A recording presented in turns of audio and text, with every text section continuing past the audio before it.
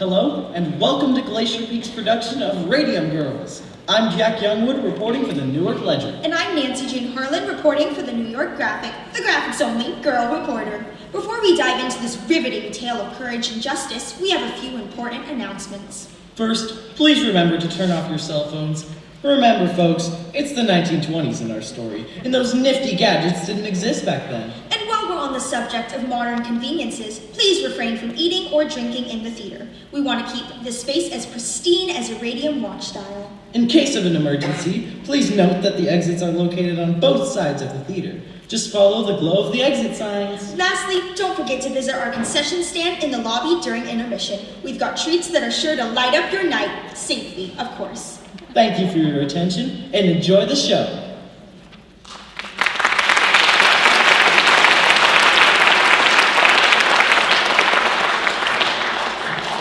At this evening's performance, the roles of Dr. Martin, Judge, and Board Member 3 will be played by understudies. Thank you.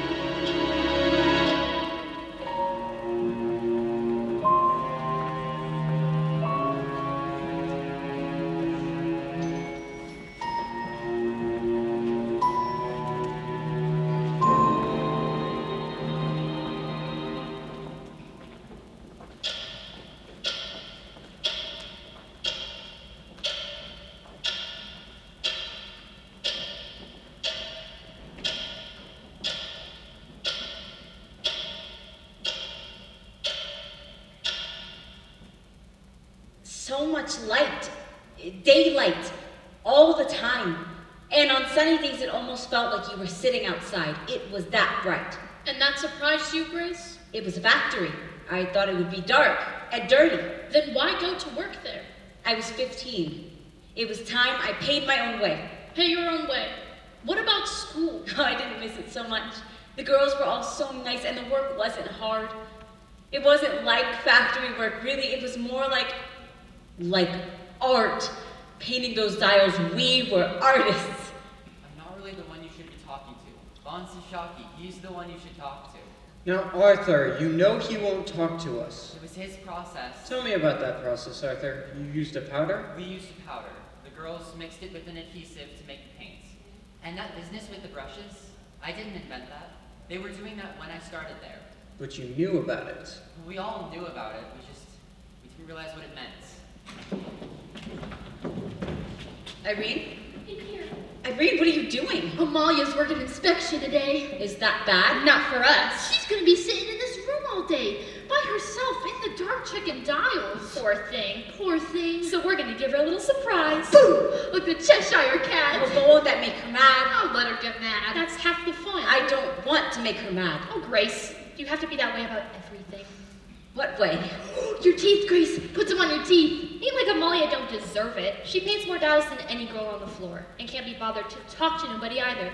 You say, Amalia, what's new? And she just looks at you funny. I don't think she can speak much English. Wouldn't kill her to smile, would it? She's coming!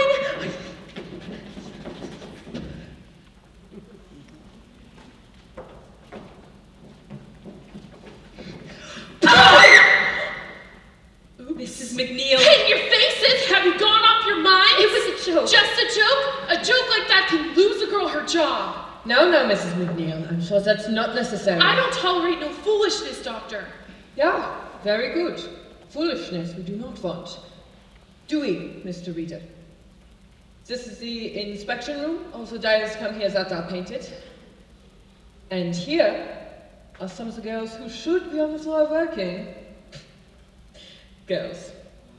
This is Mr. Reader, my new vice president and your new plant manager. And I was just telling Mr. Reader what a fine bunch of girls we have here.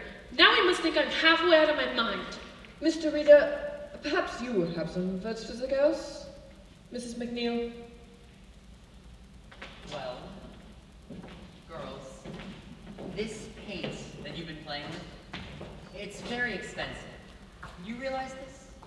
It takes several tons of ore to produce a single gram of radium. That's a lot of work, hard work, for the men at the extraction plants. But they do this work gladly.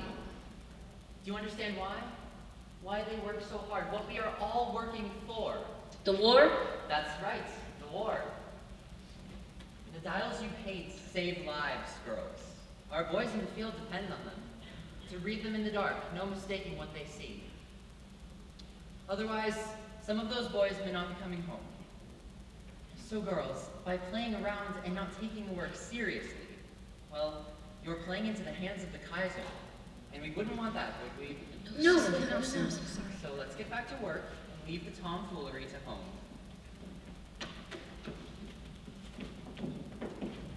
Mr. Reader, I just wanted to say I am sorry. I won't do nothing like this ever again. Well, dear, just keep this in mind. If you do right by us, we'll do right by you.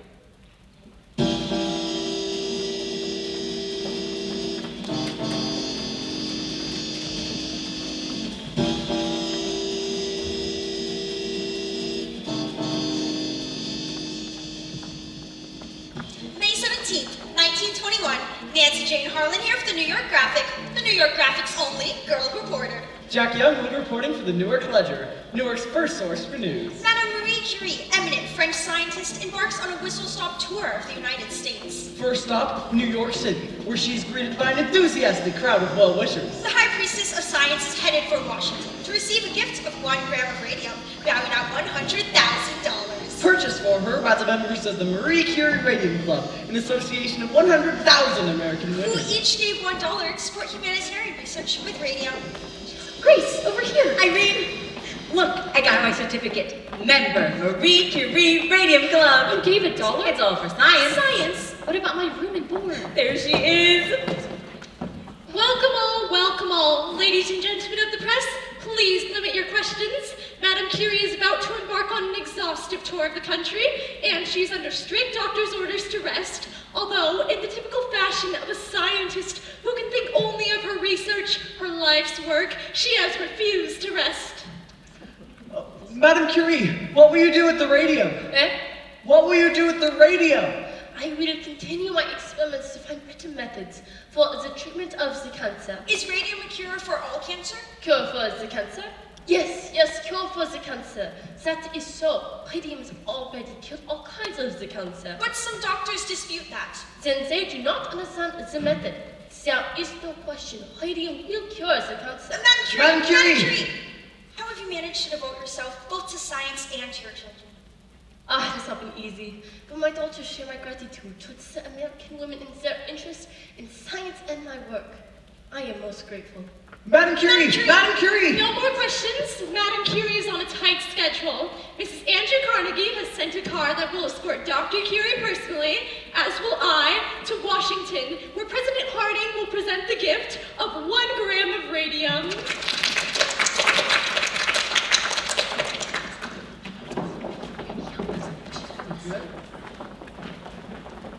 You see that, Charlie? That is a marketing opportunity. Let's send her one of our customers' watches, courtesy the United States Radium Corporation. Well, we'll need a press release. Radium isn't just for scientists to study. The average American can share in its glory every night. Luminous watches, luminous clocks. Anyone who thinks these ideas are just novelties, consider all the other advances that have taken place in the past 50 years. The electric lights, the telegraph, The telephone. the automobile. All ideas once dismissed as novelties, as toys. Are now essentials to modern life. Got it. That ought to sell some watches. Well, watches, absolutely. But that's not where the growth is now, Charlie. You heard the lady? It's the medical market. And Standard Chemical owns it. Only because Von Sashaki lets them take it. But if we wanted to, we could get half their business. It's just a matter of positioning. Standard Chemical publishes its own journal, sends it out monthly to 12,000 doctors. Now, we could do something similar. Something scholarly that the doctors would respect. A bibliography, listing every article ever published on radio. But with capsule reports to save the doctor's time. They'd get the information, find it fast. And have us to thank for it. We'll send it to every doctor in the U.S. Radium Society. Every doctor in the American Medical Association. That's the spirit, Charlie. Advertising. That's the wave of the future. It's not just the product, it's the way you promote it.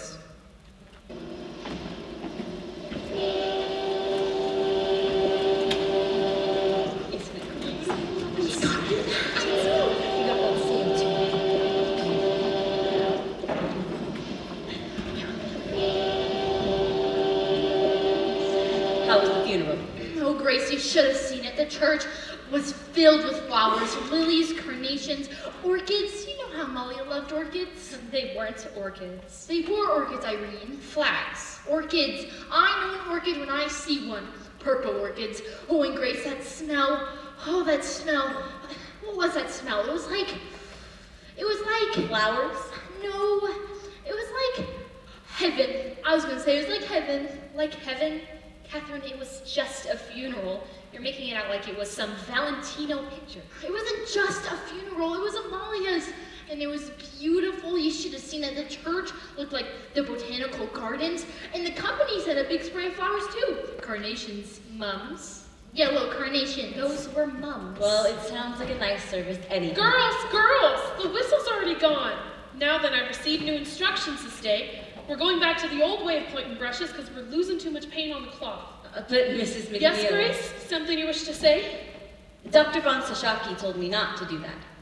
He said it's unsanitary. Unsanitary? I can hardly believe you'd say something like that. We've done this as long as I've been here. You misunderstood him. Yes, ma'am. And you're not to get new brushes until you're done with the old. And they gotta be so bad you can't point no more. You can't make quota like that. Well, you have to do your best then, since I have my instruction. I need a new brush. It's not for us to be asking the questions, it's for us to do the work.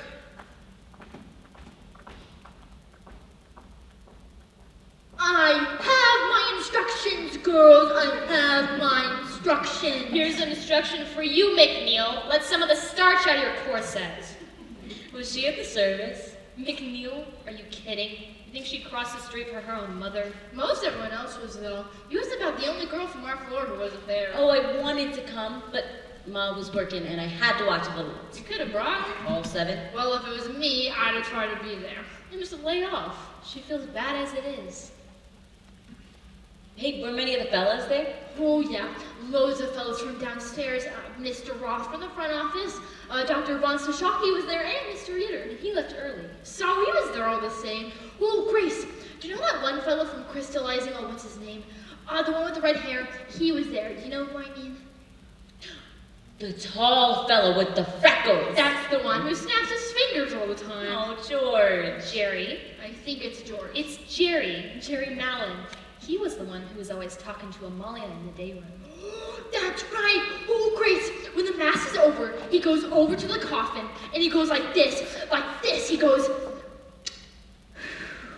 No. yes. Really? Oh, for pity's sake. But he did. Nobody could believe it. So what if he did? So what? He was in love with her. That's so what? Don't you think so, Grace? Well, I guess he had to be if he did that. And can you imagine if he loved her and never told her, never could bring himself to say, because, oh, she was so beautiful and he was so shy, and now it's too late. It's too late and their love is forever thwarted. He never told her, and he'll never get a chance to ever again. Poor Amalia. Poor Amalia. Poor kid. Her family took it awful bad, Grace. Albina, Kinta, every one of them crying. Even her father crying so bad. I ain't never seen a man cry before, not like that. Just bawling like a baby. And you know why, too. Because their daughter had died. What she died from. Irene, don't go spreading the story. It's not a story. Albina told us. No reason Grace shouldn't know. Know what? Know what? Amalia. Ain't it awful? Albina said her father's fit to be tied too. 6 girls at home and ain't none of them ever going to a dance again. All because Amalia upped and died from syphilis. Shh. Can't help it if that's what she died from. You don't know that for sure. It's on the death certificate. Anemia and complications from syphilis. But Amalia was ever so nice. Guess she got around more than we know. Maybe it was a mistake. Maybe the doctors got it wrong. Come on. He could have got it wrong. Doctors are wrong sometimes. That's true. Doctor is wrong about Aunt Ivy. What's Mama got to do with this? Irene, don't you remember? Up to the day she died, doctor said Aunt Ivy would be fine, said to get a cup of tea, get a good night's rest, and 2 days later he was taking her to the Rosedale Cemetery. Girls, the gentlemen are here to make an announcement. Thank you, Mrs. McNeil. Girls, we are here to put a few rumors to rest. And to explain some changes, yeah? Yes. As some of you may have heard by now, Dr. Von Sashaki is stepping down, and he wanted to take this opportunity To make this goodbye. And Mr. Rita has kindly consented. Some of you I have known since you were little girls, coming here during the war, working so hard, day after day at the bench. 200, 300. Some of you painted 500 dials a day. So excited to be a part of our work here. In this company I start, in my own kitchen, mixing up the paint. I knew that I had found something miraculous. Something to make life better, easier. And now, what do I read? More and more uses are there for the radium. More than I ever dreamed possible. Thank you, Doctor. Yes, thank you, Doctor. Well, girls, the doctor is a busy man and he must be on his way, so let's wish him the best of luck in his new business ventures. Very good then. Now, girls... And Mr. Reader, let us good luck wish to you also. The platey steps as your new company president. Our congratulations to you. Thank you. When Mr. Reader came to us 4 years ago, I saw in him a young man of great enterprise. Thank you. And great ambition. Yes, thank you. Little did I guess the direction that ambition would take, but one of the things that makes this country great is the opportunity it presents to a young man and to his friends.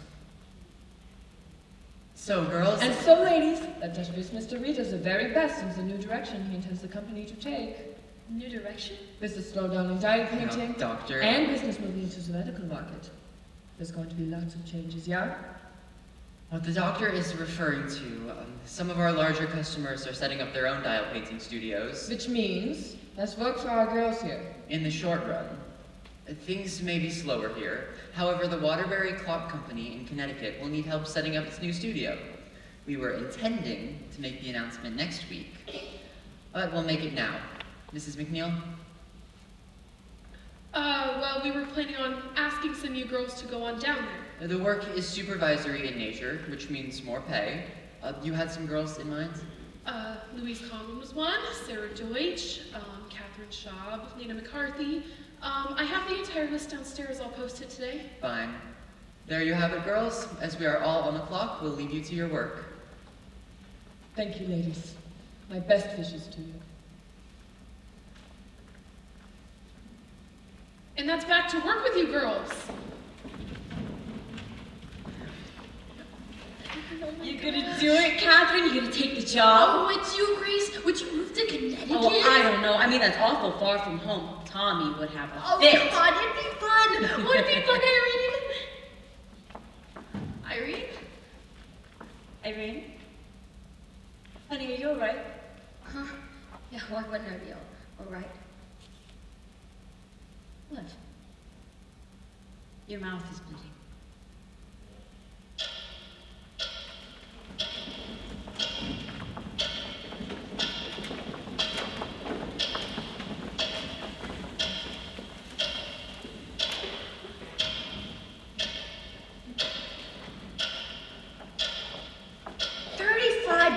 week and she quits the place. More life than money. That's what you say when you're young, Tom. But you and Grace get to be my age, with a house your own and kids running underfoot. You'll thank God for every penny you put by. We got money put by. How much? Enough to get married on. Don't take much to get married on. Do you have what it takes to stay married on? If you let us get married, you'll find out. Are you still eating, Tommy? It's good. You're gonna make yourself sick. He works hard for his money. He needs his strength. Don't start, Mom. I didn't say nothing. It was your father who hit the roof over He it. didn't hit the roof. You should have seen his face, Tom, when he found out Grace wasn't working no more. Some girls would give their eye teeth for a job like that. Good money, easy work, and some fine-looking fellas down at the plant. You didn't tell me about them, Grace. There wasn't that many of them. Hardly seemed worth the mention. And she leaves it all behind for reasons unknown. I'm tired of this, Ma, she says. Well, are you tired of a paycheck? I says, I don't need me a paycheck, she says. I got me a boyfriend to take me out on Saturdays. She said that? You know I didn't. And for your information, I got the job. I started at the bank on Monday. Right, the bank. And what's its pay? Enough? Enough, always enough. You know what that means, Tom. It don't pay half of what it pays at the plant. It's office work. Office work. Well, I guess that means you'll be spending more money on clothes then. Boy, she's really steamed at you. I just don't see what difference it makes. As long as I'm working somewhere. Well, don't make no difference to me. Just thought you liked it there. Sure, I liked it. I worked there 4 years. So, I've been delivering mail almost 8 years. Then I keep delivering mail another 20 or 30 years if I'm lucky. Nothing like a steady job and a good pension to help me sleep at night. Well, I don't have a pension, and I sleep just fine. I just bet you do. So how come you quit, Grace? Lots of girls are quitting. Work's been slow. And besides, since Irene left, it hasn't been as much fun. And wouldn't you rather have a girlfriend who works at the bank? Not as much as I'd like to have a wife who don't work anywhere. Ooh, close your eyes. I got a surprise for you. Should I have pulled the shades? Not that kind of surprise. Close your eyes.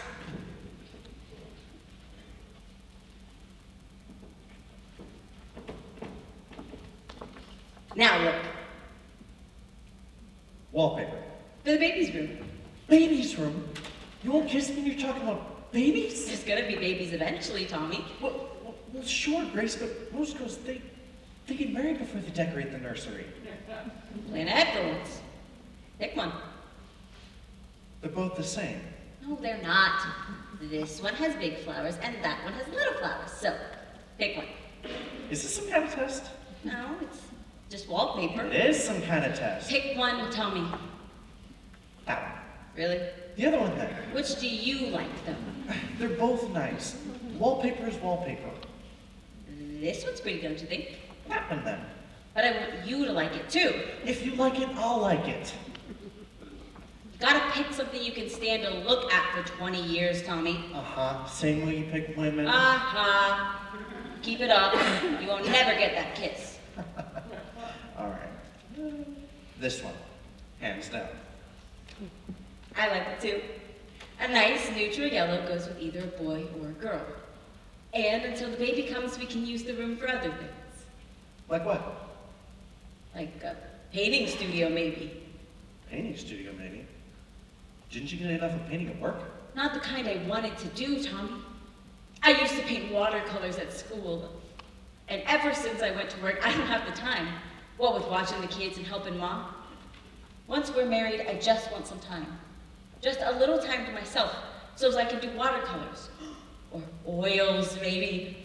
Maybe portraits in oils. I could paint your portrait if you like. Sure. You could paint a big portrait of me. Then, we hang it in the outhouse.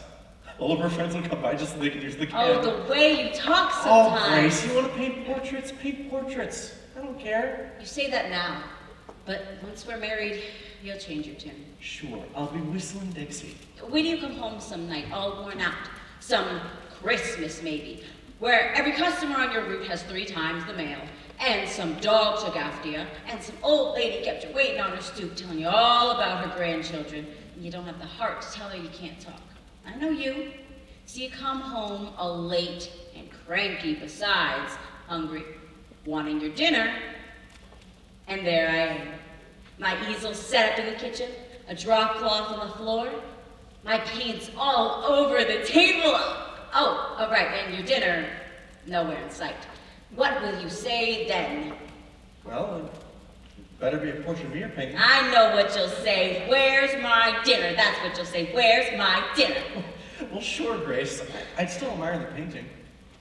Just as long as I look at it on a full stomach is all. So, how'd I do? Pick the right wallpaper? I don't know. Oh, maybe I'll go look at stripes. Oh, stripes, polka dots, I don't care. Let's just get married, Grace. You're plenty old enough. Tell your mom you wait no more. We'll just run off. Tommy, we are not running off. We're gonna do this right.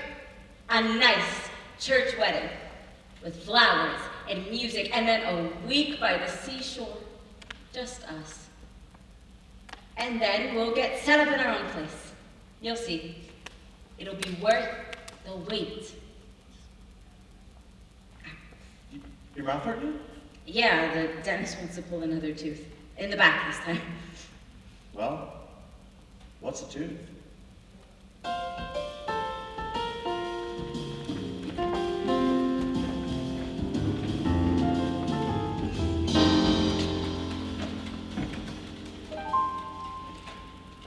Hazel Kuzer. Any connection to the others? Only by virtue of employment. Except she's got a good lawyer. Knows how to write a good letter anyway. That lawyer. And she no longer works here. Left 6 months ago. This makes 4 now. 3. 4 if you count the Maja girl. I wouldn't include her. She worked here. She also worked other places. And what she died from, we couldn't pick up here. Hey, at least I don't think you can.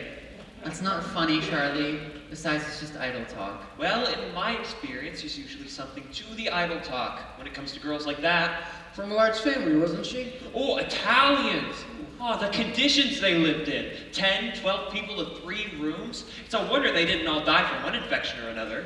3 then. And how many dead? Only Miss Maja, but I haven't heard from her people. It's too late for them anyway. The statute of limitations is 2 years. Miss Kuzer is another story. She's in the position to make some trouble now. In all the time I've been here, no one has so much as slipped on the floor. And now this?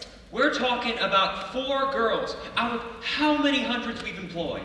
600, 700 over the years. And some of them were sick when they got here. One girl you hired was a complete cripple. Couldn't even climb her way up the stairs. Her father had to carry her up to the studio every morning. It didn't make any difference to me how she got up the stairs. She was a fast worker and a very sweet little girl. But she was in poor health. But she needed the work. Arthur, Charlie. And not just for the money, to feel productive, to have a purpose. That's what work does, Charlie. It gives you a purpose. I don't see any reason why we should stop hiring girls like that. When they get sick and try to blame us for it, you might want to reconsider that policy. Let's just see what Dr. Drinker has to say. Dr. Drinker? Some professor at the Harvard School of Industrial Hygiene. She chairs the department, and she's agreed to take a look at our operations. Now, don't you think we're jumping the gun a bit, hiring her? We've had 6 girls quit this week, and Mrs. McNeil tells me there could be more. Well, girls come and go all the time. But never like this. These girls are terrified. We have to do something to calm them. Yes, but letting Drinker examine them, that sounds to me like a recipe for mass hysteria. And we'll tell them it was a routine physical. Edward? Companies give physicals all the time. Then Drinker will start next month. In the meantime, I recommend we give an offer to Miss Kuzer. Settle? There's no proof or problems connected to us. If she sues, believe me, you won't like the publicity it brings. And neither will your investors. You think this will affect the stock offering? Don't you? Wonderful. We'll open at 30 and close at 10. Or not open at all. But if we give this girl something, that will keep her quiet? It would be a condition of the settlement. Maybe we better do it. Suppose this lawyer has a racket going. He finds sick girls and talks them into making suits. Then we reward him for his larceny. Unless Miss Kuzer genuinely believes she got sick here. It could be like Charlie said. She's from a large immigrant family, not well educated, not a lot of resources. A few $100 would make a big difference to a girl like that. Certainly. Pay a few doctor's bills, buy some medicine.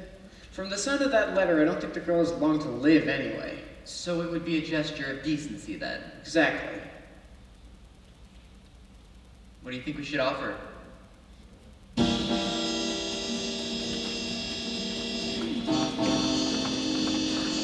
March 24th, 1924. Jack Youngwood reporting for the New York Ledger. Nancy Jane Harlan for the New York Graphic, the graphics only girl reporter. Could radium water pose a cure for crippling arthritis? Scientific studies suggest a connection. Dateline, Orange, New Jersey. Radium water products offer a miracle cure for crippling arthritis. Some patients reported a significant abatement in their symptoms. Mrs. Jeremy Michaels in the Bronx tells how radium water transformed her life. My pain got so bad I couldn't hardly bend over. While others reported only mild relief. This poor, brave woman could not even bend down to kiss her little ones goodnight. And I got 3, let me tell you. They are a handful. Dr. Harrison Martland, Chief Medical Examiner at Essex County, commented on the study. Preliminary at best. Your recommendations, Dr. Martland? I'd advise further study. Further study. Then Mrs. Michaels tried Radathor. They said it would help my rheumatism, so I drank a bottle a day for a month. Wasn't cheap, but I was desperate. The test sample is questionably small. Well, first off, I felt like I'd been hit by a bolt of lightning. It was that powerful. Now I drink a bottle a week just to maintain my health. I hang laundry and scrub the kitchen floor same way I always done. Dr. William J. A. Bailey of Orange, inventor of Radathor, reports strong demand for his product. Dr. William Bailey of Orange announces sales of Radathor exceed 100,000 cases worldwide. Radioactivity is one of the most remarkable agents in medical science. I drink Radathor myself, and I can vouch for its power. A bottle a day? At $1 a bottle? Worth every penny. Yes, indeed. I myself was the picture of lethargy before I discovered the amazing, vitalizing qualities of radium water. Now look at me. I'm nearly 50 years old, but I have the energy of a man in his 30s. You rather look like a man in his 30s. Oh, my thanks. A testament to the tonic's potency? Or to the seller's creativity? Radathor! It's perpetual sunshine. And a perpetual money machine for its inventor. Is there no end to what science can do?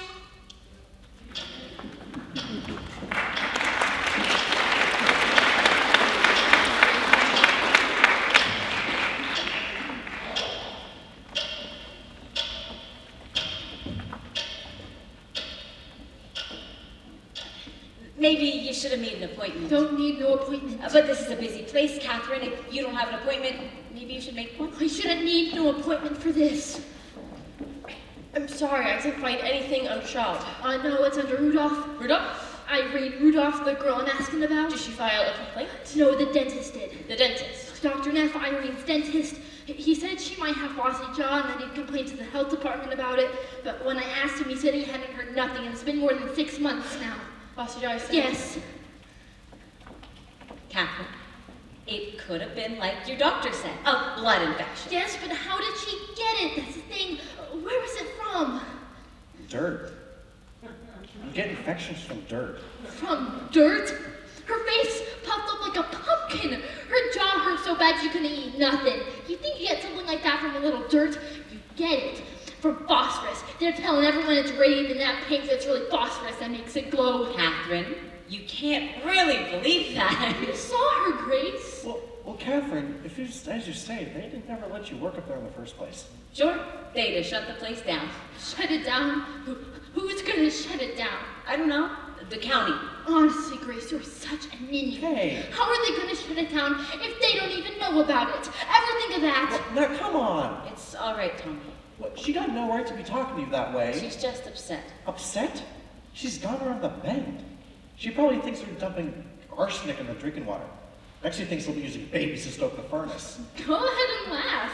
You won't laugh so hard when to see you coming in here 6 months from now asking after Grace. Oh, for crying out loud. Catherine, it's just a toothache. Yeah? That's how it started for Irene. Just a toothache. You wait, Grace, you wait. You'll wake up one morning, your gums hurting so bad you won't be able to open your mouth. So weak and sick, you won't be able to stand up. The pain's so bad, you won't be able to sleep at night. And your face so swollen, you won't be able to stand the sight of yourself. Stop it! Grace is fine. Right, Grace? Irene Rudolph. That's it. She worked at the radium plant? Yes, ma'am. Nothing. Huh? The company is in full compliance with all state health and labor regulations. They ordered an analysis on the paint and... Let me see that. Miss, really? Who is Miss Young? That is the health officer, Miss. Paint is a harmless compound of radium and zinc. As I was saying, the analysis shows there's no phosphorus in the paint. There's no phosphorus anywhere in the plant. There, you see, Catherine? Miss Young toured the plant herself. She found nothing amiss. I'm sorry. Well, might as well get lunch then. I want to file another complaint. They already did an investigation. I want to file another Oh, complaint. for crying out loud. Catherine, these folks, they are awful busy. I'm going to file another complaint. I just don't see what good this is going to do, Catherine, to make such a fuss like this. Grace. 3 surgeries and they wanted to cut her again. She finally said no, she knew. What was left of her jaw rotted so bad the smell was terrible. And you know the worst of it is, Grace, I couldn't look at her. Irene was so afraid of being left alone, but I left her alone. When she died, it was in the middle of the night, and no one was with her.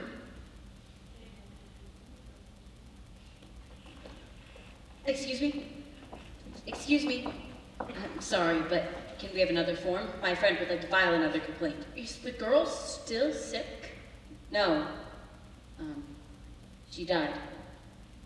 Wait here.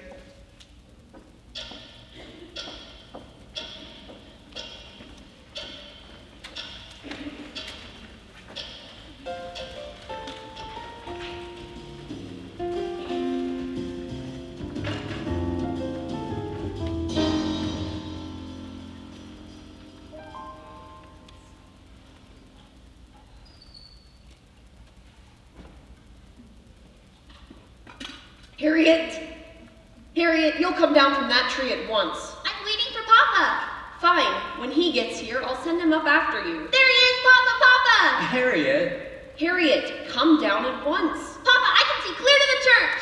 Can you? Do you see your grandfather? No. Oh, but I see the schoolhouse. You think this is funny? She's enjoying herself. Harriet! Tell you what, if she has no one to shout to, she won't shout. They can hear her all over the neighborhood. Can they? When she comes down, I want you to speak to her. She's 9 years old, Diane. I'm trying to raise a daughter, not a son. Time is on your side. In another year or two, she'll lose all interest in trees and develop a fascination with boys. That's supposed to scare me. And when that day comes, she'll be frantic, because she no longer wants to climb trees. What's this? Something to give you vitality. You think I need vitality? That's what it says on the bottle. Is it pure? We're his supplier. Want to try it? If it will give me vitality, how could I refuse?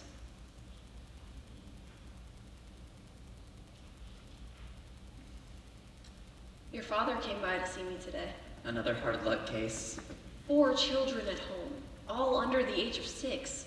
Let me guess. Wife in the hospital with cancer. Yes. And the husband's been laid off from, let me see, the brickyard? Yes. Through no fault of his own? How did you know? Dad was around to see me yesterday. It's never enough with him. Just to have ordinary ambitions. You have to have a mission in life. And you do. No, I have a business plan. You can't tell me you wouldn't help this man if you could. If I could, but I can't give him a job that doesn't exist. What about Dan Lehman? Dan? Maybe he could use some help. In the laboratory, Dan needs trained technicians, not a bricklayer. Why don't you send him to Mrs. Middleton? Don't you women have a social club for things like this? You mean the Women's Club Civics Committee? Right. Yes, the club takes an interest in such cases, but we're not an employment service either, which is why I thought you could help him. Oh, you do love being married to the company president. It has its advantages. You ever think of trading it in? Do you? I got my shoes shined this morning, and as I watched the boy work, I thought, this is quite an enterprise. The work walks in, the work walks out, no inventory, no warehouse, no health inspectors, no stock prices. And you'll trade all of it in for your own shoe shine stand. Fewer headaches that way. So you're in one of those moods again. What is it this time? It can't be the market. It went up today. Now you're reading the financial pages? I have to entertain myself somehow. So what happened today? You're being very strange. Am I? I'm sorry. You can tell me, you know. There's nothing to tell. Really. It's going to be our best year ever. So it's the prospect of success you find so disheartening. I'll go get my checkbook. What for? For your bricklayer. Artie, he needs a job, not charity. What is it your father says? A working man needs to work. It wears on his soul not to work. Well, if it's a matter of soul, then that's different. All right, I'll have him talk to Dan. Artie! But I make no promises, Diane. No promises. To your health.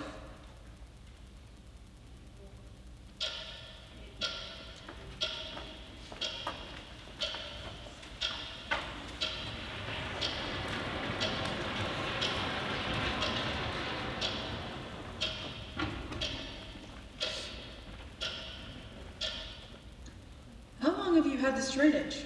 About a week or two. It hurts something awful, Dr. Neff. Is anything else bothering you? My back hurts some too. Your back now. Have you talked to your regular doctor? He said it's nerves. Nerves. About my wedding now. This ain't no case of nerves. Hope you told him that. Well, what do you think? I think you better schedule that surgery. Couldn't we put it off a little, at least until after my wedding? If you don't get that surgery, there won't be no wedding. Huh? Miss Fryer, I want you to listen to me. Your jawbone is decaying. That's the black pus oozing from your gums. It's the bone itself. That's impossible. To Mr. Arthur Reeder, U.S. Radium Corporation, from Cecile Drinker, Harvard University. Enclosed is our report. Finally. We believe the trouble in your plant is due to the radium. Radium? It can't be as bad as all of that. This can't be. Put off that surgery and you will develop a septic condition. It could be fatal. The blood changes in your employees can be explained on no other grounds. Everything I have, I saved for my wedding. Photographic films carried by employees show heavy fogging. Well, I have a suggestion for you. And we suspect high levels of gamma radiation throughout the plant. Go to the radium plant and explain your situation. Go to the company? We realize no proof can be offered at present. Once they see what kind of shape you're in, This is impossible. they gotta feel obligated to help you out. But in view of the material in the literature, It's a mistake. and the facts disclosed by our investigation, I don't see how they could refuse. we recommend immediate and drastic remedial action. Look, if you want, I can write to them for you. They can work through me, just pay my bills directly. You really think they'd do that? Charlie? They got a moral obligation, don't you think? I guess so. We'll do it right now. I'll grab some papers. She has to be wrong. That's all. She's wrong. Charlie! She has to be wrong. She must have overlooked something. If we're suffering from a new ailment caused by the radium, it should occur generally throughout the plant. Yes, one would expect. Several hundred milligrams are present in the solutions in the big vats at all times, several hundred milligrams in the ore, several hundred in crystallizing. The entire backyard is filled with tailings. Radium is present in good amounts all over the property. Well, if it's the radium, then the incidence of illness should be highest in the laboratory. And no one there is sick. Well then, maybe it's some combination of the radium with the zinc. Or something peculiar to our plant alone. Some sort of bacteria, perhaps, in the brushes? It can't be the radium. There are dozens of application plants all over the country, and none of them have ever reported anything like this. The Department of Labor wants to see the report. Yes, I'm aware. So what do we do? This tears us to pieces. How do we answer them? They want to see the reports? Send them this. One page. The most important page. Drinker will never stand for this. Drinker works for us. This is a proprietary report. What we do with it is our business. But the Department of Labor, Arthur. We just need time, Charlie. Just a little time. They get to the stone for this. Scientists, government men, they have no idea what it takes to run a business. Hans Shockey thought that advertising was a dirty word. He laughed at the very idea of promotion. I can't tell you how many times I walked into that man's office and he turned a deaf ear to everything I told him. But Charlie, we showed him. Look at us. We are the world's largest single supplier of radium, the largest in the world. You know what it took for us to get here. Do you think that I'm going to stand idly by and let our good name be dragged through the mud? Trust me, Charlie.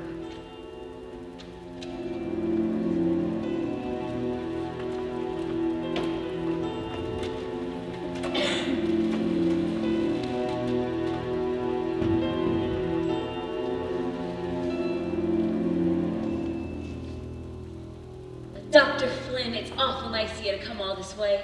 Not at all, my dear, not at all. I told my surgeon you was coming over, so he gave me the results for my blood work. Excellent. And so? I must say, Miss Fryer, your blood looks better than mine. It does? That's what happens to an old man who smokes. Now, tell me what else is troubling you. My feet and my back mostly. I've had to wear a brace for a while now. So I see, and this started before or after you left the company? After I left. Dr. Neff says this all has to do with the radium plant. I know another person from the plant who died from it. Irene Rudolph? Oh yes, terrible thing. Vincent's angina. What's that? That's an ulcerated condition of the mouth, my dear. From the radium? Oh, no. An unfortunate and rare result of poor dental care. So let this be a lesson to you. Always brush your teeth. There was something else in the papers about this. About girls who got sick. This one girl I used to work with, she's in the hospital in New York, and the doctors don't know what to do. They've never seen anything like this Miss before. Fryer, don't tell me you pay attention to the papers. Those stories are not scientific. But the reporters... Reporters are not scientific. They do not follow scientific methods. They write to sell, not to educate. The scientist is not concerned with what sells. He is concerned with the truth. He undertakes years of painstaking study to arrive at an understanding of the intricate natural processes that most people could never presume to comprehend. You would do well to listen to science and ignore the nonsense that is printed in the papers. Because I can tell you right now, Miss Fryer, radium has nothing to do with what's ailing you. It doesn't? Not in the least. Then what is ailing me? Poor diet, Miss Fryer, poor diet. But Dr. Neff said... Dr. Neff is a dentist, not a physician. What you have is a vitamin deficiency. You must eat more fresh fruit. It's awful hard to do in the winter. And raw meat as well. That will help with the anemia. Raw calf's liver, particularly. Cook it if you must, but eat it twice a week at a minimum. Oh, no. I'm a scientist, Miss Fryer, and I take purely scientific interest in this situation. By allowing me to examine you, you are helping me to further my own study. I thank you.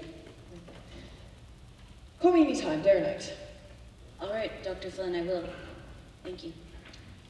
Happy to be of service, my dear. Dr. Frederick Flynn, Ph.D. in physiology from Columbia University. Ph.D. That's not a real doctor.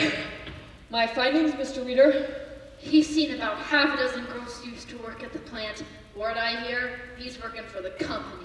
An objective evaluation, I trust? The source of my funding has no bearing on my research. I let that fella examine me. I never examined her, per se. It was never a medical examination, per se. Well, nevertheless, you were able to offer her some useful advice? I did my best for her. Every girl he sees, it's the same thing. Nothing wrong with you. Your blood work is better than mine, he said. And how are you doing on the rest of the report? The animal studies I conducted revealed no adverse effects from the radium. The problem, as you suspected, is one of personal hygiene only. I can't believe someone would do that to you. Straight out lie to you like that. Nothing surprises me. It's exactly the way you said, Captain. Those folks will say anything. They will do anything. Except the right thing. Well, we're gonna make them. We're gonna make sure someone hears about this. I am most grateful, Dr. Flynn, but I am particularly grateful to hear that that young lady you examined is doing so much better. I never examined her. No. I merely consulted with her. All the same, she is doing much better, isn't that so? From what I could see, Mr. Reader, she appeared to be on the road to recovery. Excellent. Here's my statement of fees and expenses. Mr. Lee will draw you a check.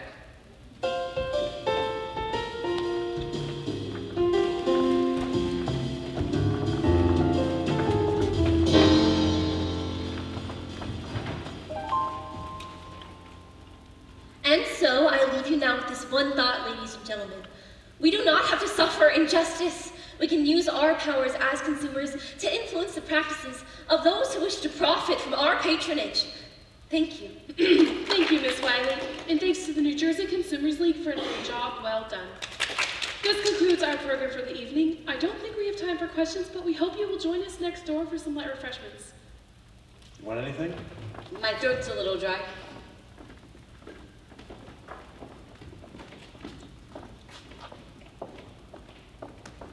Can I help you, miss? Oh, yes, I'm here to see Miss Wiley. You're not a part of the women's club.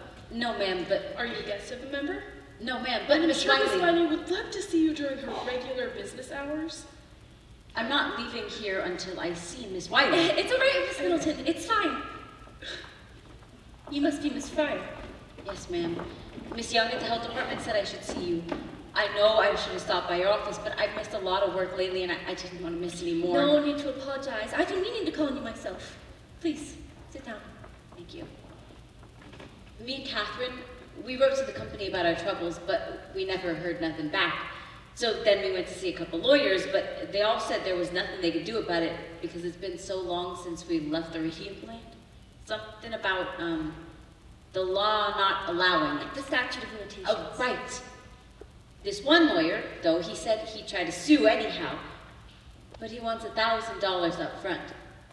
I already spent everything I saved for my wedding on doctors and dentists and hospitals, and I still don't know what's wrong exactly. And Tom, that's my fella, he said he doesn't care, that he just wants to get married anyhow, but I wonder what good would I do him like this?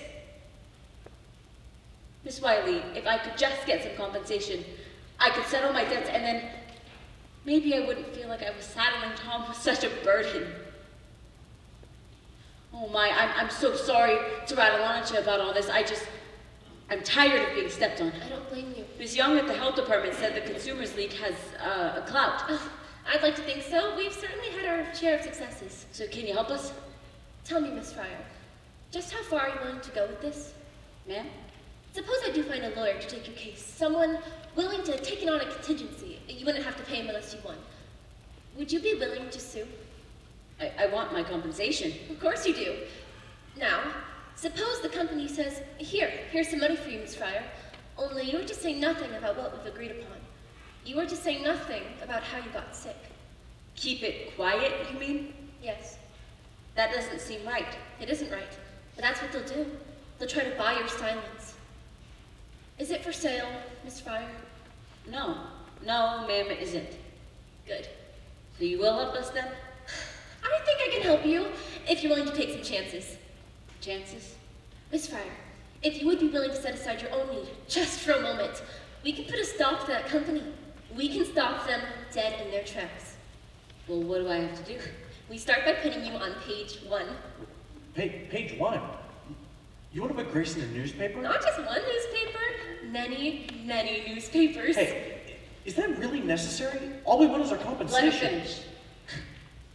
I understand your concerns, but this company has already shown it's willing to go to extremes to protect itself. No, I'm afraid the only way we get to them is to hit them where it matters most, their public image.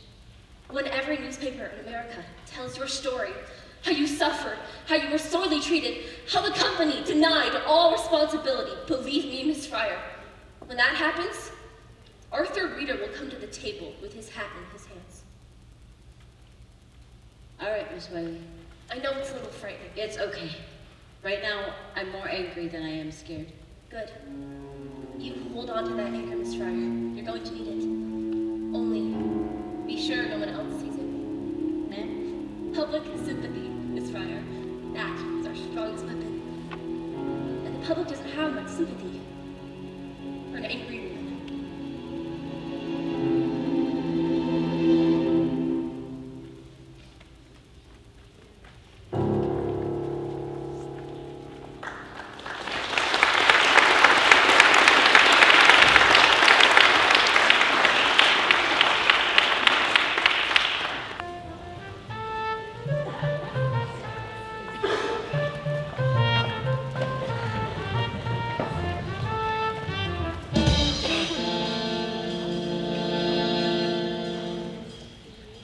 December 4th, 1927. Jack Youngwood reporting for the Newark Ledger. Nancy Jane Harlan for the New York Graphic.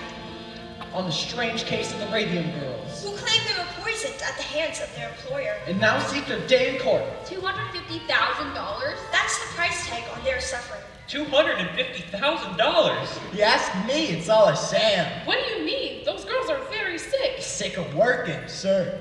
Doctors say the girls have only a year to live. Only 1 year to live and 250 grand to spend. What would you do with that kind of money? What would you do to ease your last suffering days on Earth? What would you do with $250,000? I'd buy a wardrobe like Iron Castles. I'd give it all to charity. Then I'd travel around the world, first class with all my friends. I'd play the stock market. I'd buy my wife a fur coat and a diamond the size of New Hampshire. I'd use it to pay my medical bills. Oh. And to pay off the second mortgage on our house, the one my father took out to pay for my last operation. Pretty Grace Fryer sits at home, Suffering bravely through this entire ordeal. struggling valiantly to keep up her flagging spirits. For the sake of her family and her friends. It hurts to smile. But I try to smile. I know that if I don't smile, I'll go crazy. Tell us, Miss Fryer, how does it feel knowing you have so little time left? I try not to think about it. But it must get to you sometimes. Knowing what you've been through, And the company's getting fat off your labor. And all they have to say about it is No comments! Don't you just want to punch somebody? No, that won't do no good. I just try to think about how it's gonna be when justice prevails. Then maybe I could do something nice for my folks. Send them on a trip of some kind. They never did have no honeymoon. What a fine example of womanhood. We can only aspire to bear our cross in life as nobly as this young girl.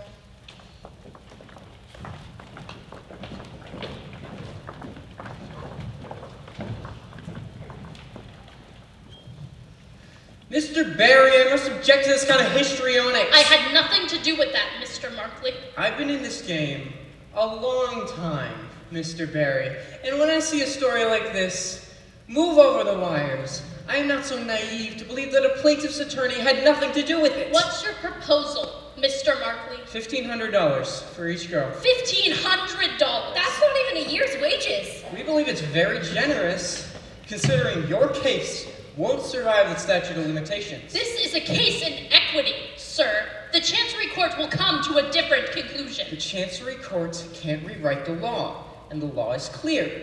2 years from the date of injury. Your clients are out of time. 2 years from the date the cause of injury is discovered. Very creative, Mr. Barry, very clever. I have to admire your imagination, but you have a long way to go before you convince the judge. And in the meantime, Mr. Markley, the press will continue to take a great interest in this story and the company's complete indifference to its workers. No doubt that will prove good press for the Consumers League. And you accuse us of exploiting those girls. You're the one hiding behind the statute of limitations. Hiding, Miss Riley? You know very well, the law never anticipated for a situation like this. These girls were dying years before anyone knew the cause. Before anyone knew. Does that include the U.S. Radium Corporation, Miss Wiley? When? Or should I say if your case goes to court? I only hope that your opening argument, Mr. Barry, you will have made our defense. See you at the hearing. The arrogance of that man. Remind me again the point of these articles, Miss Wiley. Public sympathy, Mr. Barry, that is the engine of reform. You're antagonizing the company. And the strategy is working. And what about the girls? How does it help the girls to read in a dozen different papers that they have so little time left to live? Mr. Barry, surely you can see the U.S. Radium Corporation cares nothing about the girls that it has poisoned. But the average housewife in Orange cares very deeply. And so do millions of other women across the country. These women shop. They buy watches. Markley can be as smug as he likes, but the Consumers League campaign will lead to only one outcome, and he knows it. That is why he was here today. Can only hope you're right, Miss Wiley. Public sympathy, Mr. Barry. Wait and see.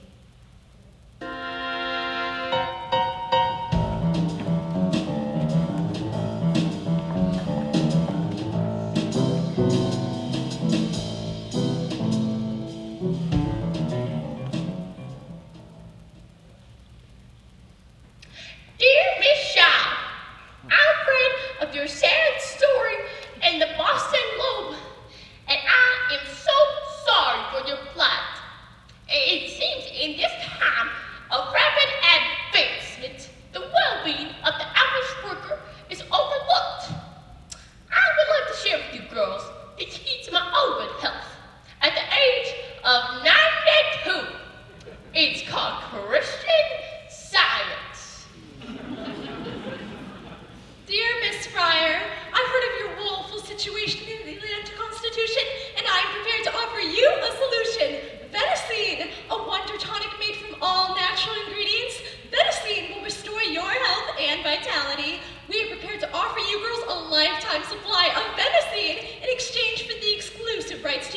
your pictures in our advertisements.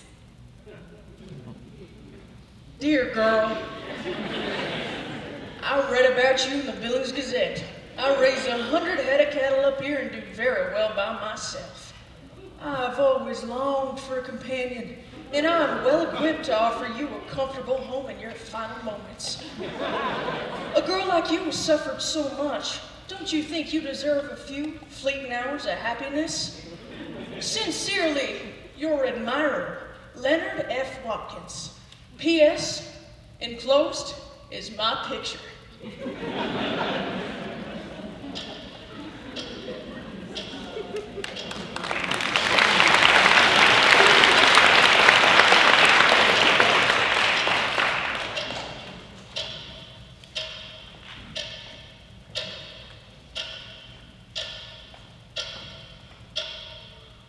Look at this, Catherine. This man actually sent a picture. Catherine? I'm bleeding again. Shall I get the nurse? You did this before, it'll stop. Maybe we should go. Don't go. Don't you need to sleep? Who can sleep? I never sleep. Well, you'll sleep tomorrow. Yeah? Why not wake up? Of course you'll wake up. Not if it don't go so well. Sometimes you don't come out of it so good. My mother's cousin came to the hospital for her appendix, and she never came home again. Well, you just can't think that way, that's all. Look at this mail, Catherine. Miss Wiley said folks would be on our side, and she sure was right. Here's one from California. What if we don't win? Of course we'll win. But what if we don't? My father will lose our house. We'll be on the street. You'll be on the street too. Your father must owe thousands. And you and Tom will never get married. How can you stand it, Grace? Catherine, please. How can Tom stand it? Don't you ever wonder, Grace? And I don't never hear him complain. Catherine! Once the judge hears our testimony, he will rule for us. All they gotta do is take one look at us. It will be over in a day. Think so? Sure.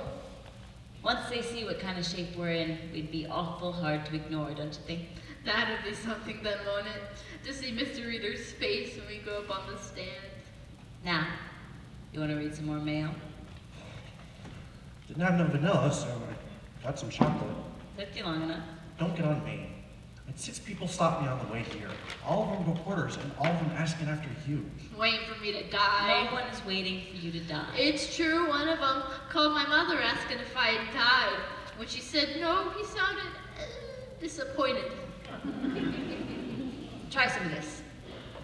You'll feel better. Evening, girls! How about a picture? For the love of Mike, what are you doing? We need some pictures for the graphics exclusive on the girls. Exclusive? What are you talking about? $5,000, that's what. What do you say, Grace? That sound good to you? Think you could use $5,000? I don't understand. Perhaps you're familiar with Bernard McFadden. Who, that faith healer? Herbalist, Mr. Carter. Herbalist. Bernard McFadden's patented herbal therapy is just the thing to get these girls back on their feet. And the graphic will pay for it. All we ask is the exclusive rights to their story from here on out. See for yourself. And you want to pay us to see Bernard McFadden? Easy money, huh? Let me see. You're serious, Grace. The graphic always does business on the up and up. I don't know. Grace, what does your father own the house? I don't know exactly. And that last hospital bill, that was a few hundred at least. At least, yes. Then maybe we should think about this. And all we do is talk to this herbalist fella. Of course, we'll have to get our money's worth. A regular series of features with pictures following the course of the treatment, your illness, recovery, or otherwise, depending on how it goes. And then you'll print whatever you want? Maybe we add some color. Everybody adds color. That don't sound so bad. Maybe we should talk to Miss Wiley about it. Miss Wiley, what's it to her? You're the one with bills to pay. It wouldn't be right to do something like this without talking to Miss Wiley first. You're a big girl, Grace. Can't you make your own decisions? Of course I can make my own decisions. Hey, you take it if it came from the company. The company owes us a lot more than that. If you ever see it. Grace, maybe we should do it.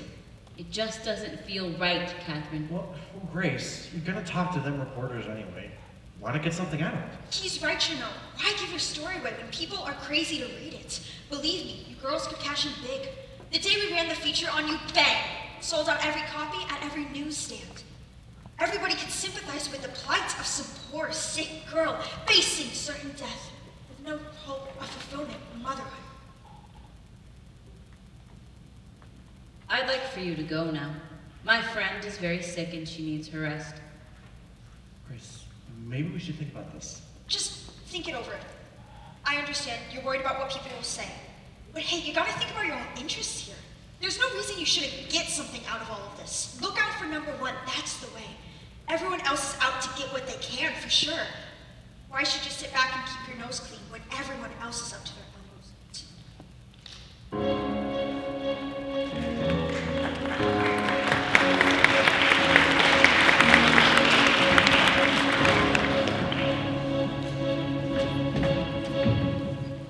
Gentlemen, I have treated a number of girls who have claimed they've gotten sick here.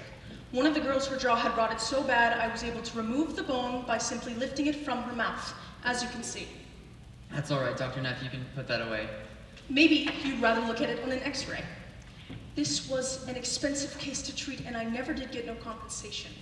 The girl died, and her family never paid. I sympathize, Dr. Neff, but what has that to do with us? Here it is straight. There are going to be a lot more girls coming out and claiming they got sick here.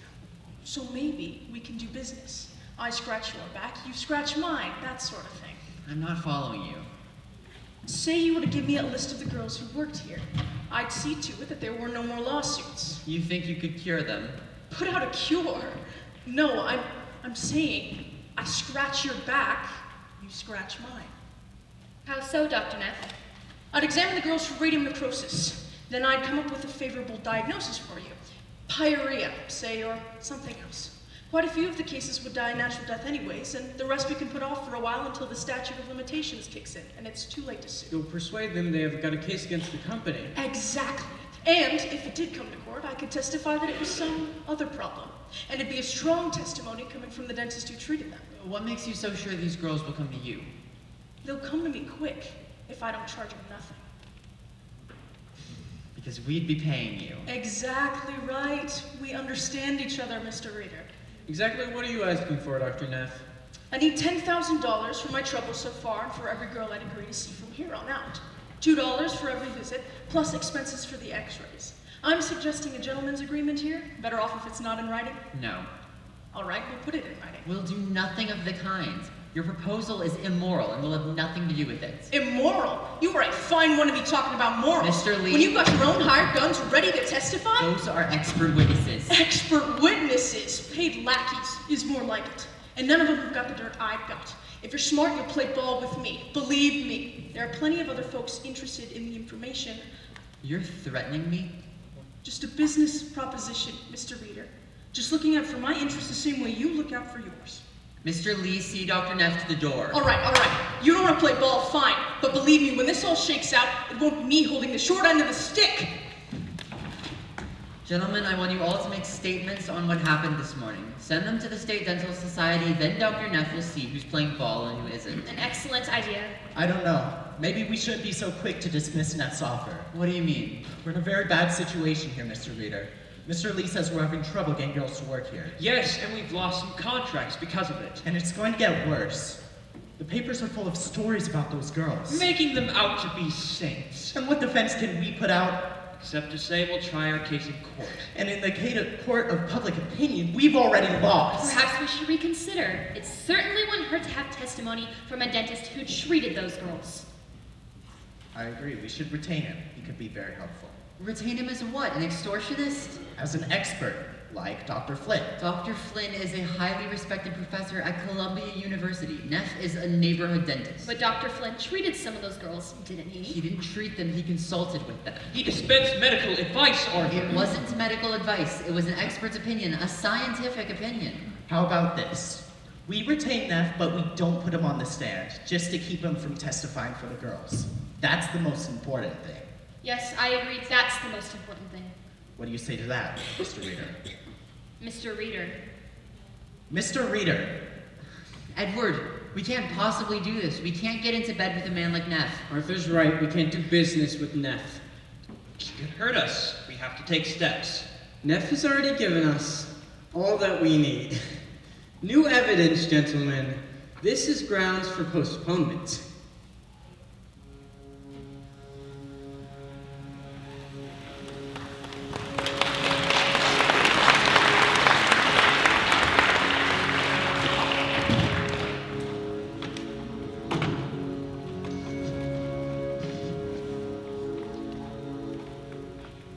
months. 3 months to study an x-ray. It's outrageous. And the girls. Did you see the girls? Their eyes were like saucers looking at me, terrified. Mr. Barry. How are they going to hold out 3 more months? Catherine Shaw could barely make it into the courtroom today. And Grace, she was trying so hard not to cry. And of course, I have all the answers. Go home, girls, get some rest. That's the best I can do. Get some rest. You're doing wonderfully, Mr. Barry. It's a difficult I don't understand people like Markley and Reader. How they can play this kind of game with those poor girls sitting right there. Maybe this can help to explain. I received a letter. You'd think the company would be eager to take care of this, the kind of publicity this has gotten. But Markley seems to enjoy the sport of it, seeing what he can get away with. It's cold, very cold. Mr. Barry. What's this? It's from Cecile Drinker of Harvard. She's the industrial hygienist who performed the study of the radium plant. It's very interesting, Miss Wiley, but we've seen that already, and there's nothing in it to help us. We've only seen part of it. This is a complete report. I received it this morning. Dr. Drinker has been following our story very closely in the papers, and she was particularly disturbed to see that last article in the Ledger, the one where Mr. Lee says her study clears the company. He doctored the report. Reader doctored the report. Apparently, he pulled the last page listing the blood conditions of a dozen employees and passed that off as the whole thing. It doesn't look so bad by itself, does it? But in context, it's a somewhat different picture. We can use this. Yes, that should impress the judge. The judge. Miss Wiley, I'm not going to wait 3 whole months to make use of this. I want you to call that contact at the New York World. If Reader won't let us present our evidence in the courtroom, then he can read about it in the newspaper.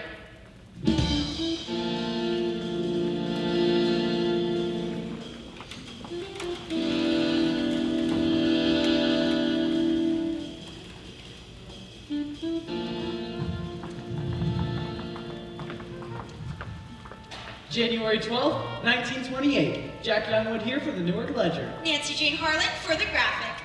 Radium Girls go to court today. Radium Girls knock at the doors of justice. Will they be heard? These poor injured girls face pain, disfigurement, ruin, and death. And as the clock ticks away the precious moments, a hearing begins in Chancery Court, where the U.S. Radium Corporation demands a postponement. While plaintiff's attorney, Raymond Berry, makes a shocking disclosure. Showing that the company lied to the Department of Labor. Showing that it distorted the results of a Harvard study. Concealing the ill effects of its product. Read all about it in the Ledger. Read it in the graphic.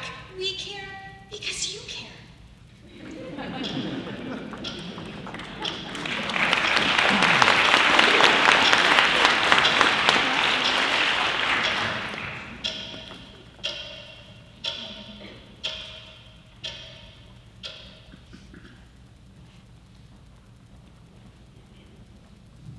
Very bad. You didn't read it? I make it a point not to these days. If only other people would do the same. Mrs. Mitchell, from across the street, she walked right past me this morning, didn't say a word to me. I know she saw me. And the women at the market, and the greengrocer, the way they glance at each other. And at the club, Mrs. Middleton and the other ladies, the whispers. Why don't you put that away? Read the journal. I saw it here the other day. Why don't At the you club read that? today, someone actually had the nerve to say to me, "Is it true? Is it true," she said, "did your husband poison those women?" I said, "Mrs. Cowles, if you think that it is true, then why would you speak to me at all? I certainly would not associate with a woman whose husband did such things." Why do you go there then, if that's the way the people are? I've been a member for years. What do you want me to say, Diane? I knew we were poisoning people, but we didn't want to stop because we were making too much money? Is that what you want me to say? I certainly don't want you to say such a thing. Even if it were true? Or especially if it were true? Is it true? Is that what you think? What would you like me to think? For God's sakes, Diane, don't you see what's going on? It's Von Sashaki. He's behind all of this. He's jealous of our success, so he's feeding information to the Consumers League so they can railroad What us. about the Consumers League? A bunch of radical women, do-gooders. Half of them are Reds, probably. Socialists. That's what they are.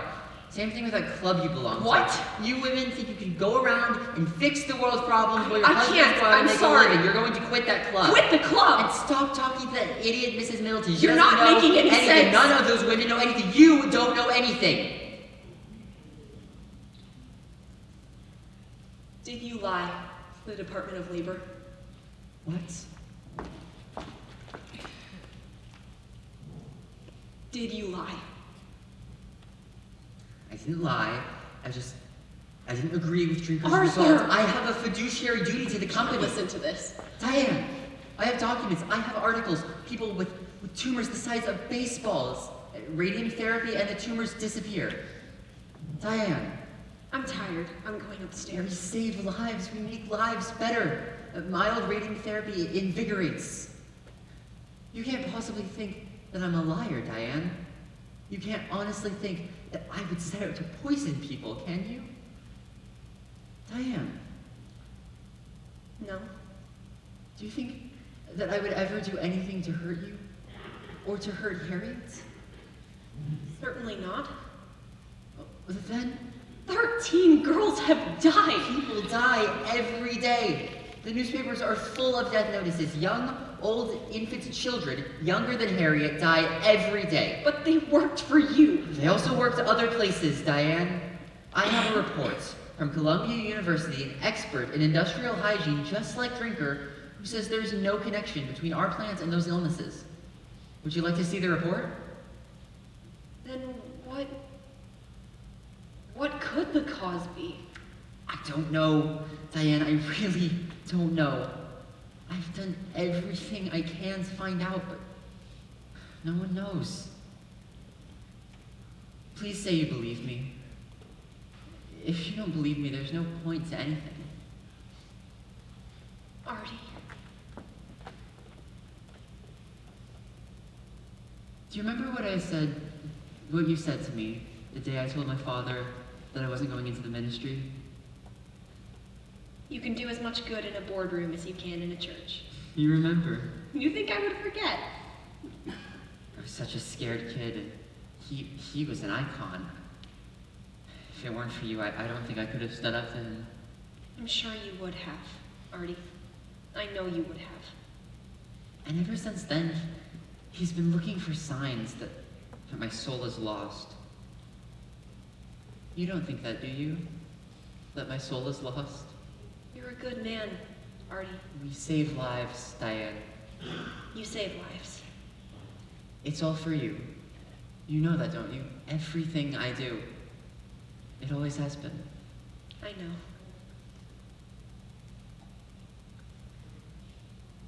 know. Please don't let that be another reporter. Don't answer it. Arthur! Is that Mr. Lee? Charlie, for God's sake. I just got off the telephone with someone from the Ledger. This couldn't wait until morning? I'm sorry. Good evening. Mr. Lee? It's Dr. Lehman. Dan? He's dead, Arthur. What? He died this morning. But Charlie, that's not possible. I just saw him last week. He was just here a month ago for cards. They were just here. Martlin's already done the autopsy. He says it was a severe anemia. He's blaming the radium. The Ledger's going to run it on page 1. Now, I told them we would issue a statement at 8 o'clock. That's when they need it, so they can run it. When are the services? Sorry? The services. I don't know. We'll send flowers, Diane. Of course, I'll call Louise. Yes, that's right. Call Louise. I should go and see her. Oh, poor Louise. We should go and see her right now. No, I wouldn't do that. Why ever not? She's planning to sue. Louise? The reporter from the Ledger told me she's filing a wrongful death action. Now, I worked up a statement for the paper. Company chemist for 8 years. Always in poor health, recently in decline. But Dan was never sickly. He was always on the golf course or sailing or their garden. Artie, they kept a beautiful garden. Let's take care of this in the morning, Charlie. Of course. Sorry to bring you the bad news. Mrs. Reader, good night. Good night, Mr. Lee. Charlie can be a bit excessive at times. We have to say something. I don't know what we'll say, but we have to say something. The shareholders will expect it. You needn't explain, Artie. But sometimes it's It's necessary. all right. You needn't explain. We're going to throw this away now. There's half a case under the sink. And we'll get rid of that too. We'll have no more of it in the house. I'll do it. Diane, I'm in too far to quit. I really didn't expect you to.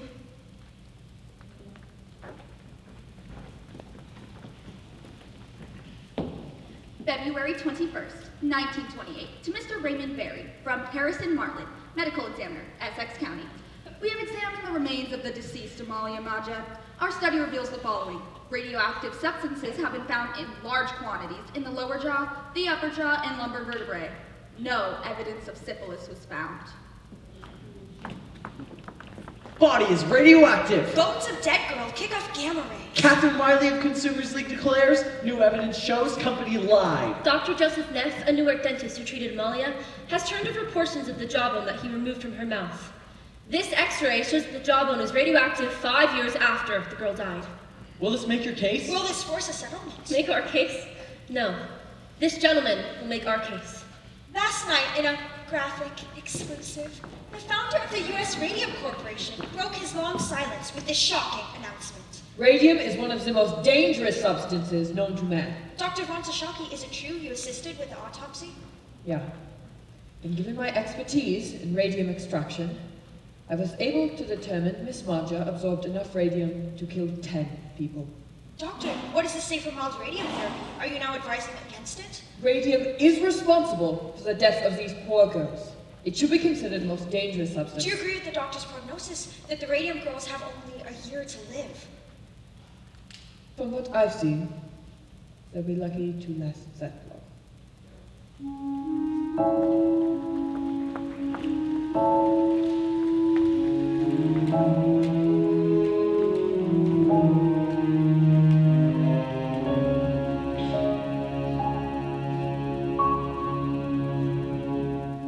I'll tell you what we should have done. We should have took that reporter up on our offer when we had the chance. That's what we should have done. $5,000. Don't make me laugh. We could have talked you up too, because I'll tell you what, Data paid. I'll tell you what else. Stop telling me what we should have done. There are a lot of things we should have done, and it don't do no good to think about them now. All right.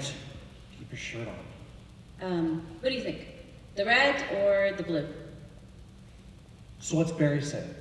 Is he going to go back to the company? I like the red, but it don't fit so good these days. Is he going to try to talk the company up a bit?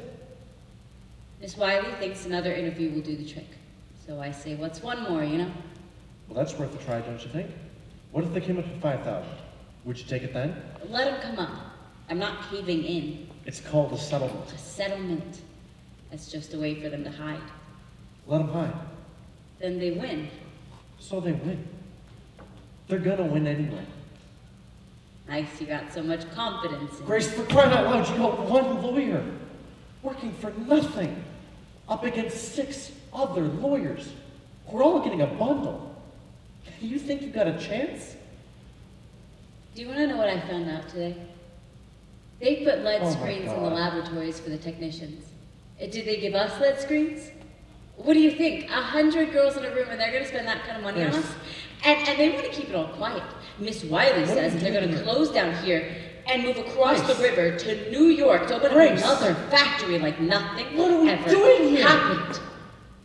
I thought the idea was we'd get some money. We'd settle our debts. We'd get a better doctor. We'd get on with things. Get on with things? You're still wearing my ring. Tommy! Grace, there's a house in my brother's neighborhood. 2 rooms up, 2 rooms down. It's not much, but it's a start. You'll like it. It's already got flower wallpaper. Best of all, it's only 3 blocks from the school. The school? What do we need with the school? Plan ahead for once. Tommy, what did you think was going to happen after all of this was over? Did you think everything was just going to go back to the way it was? Well, why wouldn't it? I got to see the surgeon again. Uh-huh. I got some fluid. He's going to drain it. Okay. And then he says there will be more. So we'll deal with that when it And comes. still more. And then more and still more. How can you not see that? How can you talk about buying houses and getting Grace. married when you know there's Grace, nothing? I can't think about that now. I just want for us to be together. I want to come home to my wife, to my home. I'm too old to be living this in-between life. Grace, I promise, I'll do whatever it takes to make life. Grace, come on. I should have gave this back to you a long time ago, Tommy. I don't want it. Tommy, please. Are you going to make me say it? You haven't been getting enough sleep. You need to get some rest. Tommy? You need some rest. Tommy. You get some sleep! Tommy. Tommy, please! Tommy, don't do this to me! Tommy!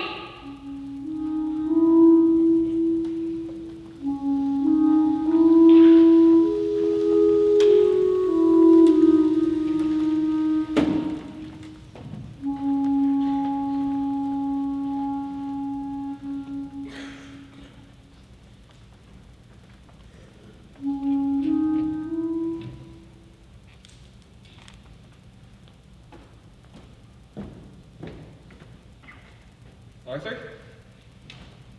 Charlie. Aren't you, headed home? Charlie, I've been thinking it over. I think we're taking the wrong approach here. I think we need to settle this case. We've got to make a reasonable offer to those girls. No, Arthur, we agreed. We need a definitive victory. Otherwise, we invite more of the same nonsense. Things have changed. Arthur, I know you and Dan were close, but you can't let that cloud your judgment. Von Sashaki is going to testify. Well, we could deal with him. How? Put more money in his pocket. No, you want to bribe him? Not bribe. Consideration. Consideration. For an expert witness. Whatever Barry is paying him, we'll just make a better offer. You don't understand guilt, do you, Charlie? Right now, I don't have the luxury of thinking about it. Let me tell you something, Charlie. A guilty man has a tremendous need to unburden himself. His guilt can eat him alive. Don't you see? What Von Sashaki wants is to be free. That is why he is testifying for the girls. That is why he will never testify for us, no matter how much consideration you offer. Settle with these girls, and you'll have to settle with all the others. Neff was right about that. This is just the beginning. Tell Mark Lee to get in touch with Barry, get a conversation going, come up with a number that the girls can accept. Arthur, for God's sakes! What are you trying to do to me, huh? You want to wipe me out? We've got to get this off the table. Every penny! Every penny that I put by in the last 7 years, I have sunk into this company. Why? Because of you. Because you said this was a sure thing. I can't miss. Why work for Von Sashaki when we can work for ourselves? Yeah, you remember that one, Arthur? Take a chance, Charlie. Take a chance. Charlie, we were fooled. Von Sashaki fooled us all. The only thing to do now is to try to clean it up as best we can. Do this and it's the end, Arthur. You're stepping down, Charlie? Not me. Well. Don't you know? They are one vote away from getting rid of you. And whose vote is that, Charlie? Arthur, have you so little faith in me? I'm still a stockholder, Charlie. You don't have enough votes to get me off the board. I'll still be on the board. And still on the hook if this company goes under. Think about that the next time your conscience starts to bother you. March 15th, 1928, to Raymond Berry, attorney at law, from Edward Margaret, counsel, U.S. Radio. One of our expert witnesses has experienced a serious scheduling conflict, which makes it impossible for him to testify in April. We have therefore requested an extension until June. As for your request for a settlement, every case has some humanitarian aspect. Therefore, that cannot be the basis for settling this one. But I have no doubt you will be rewarded for the good works you're doing. If not in this life, then in the next.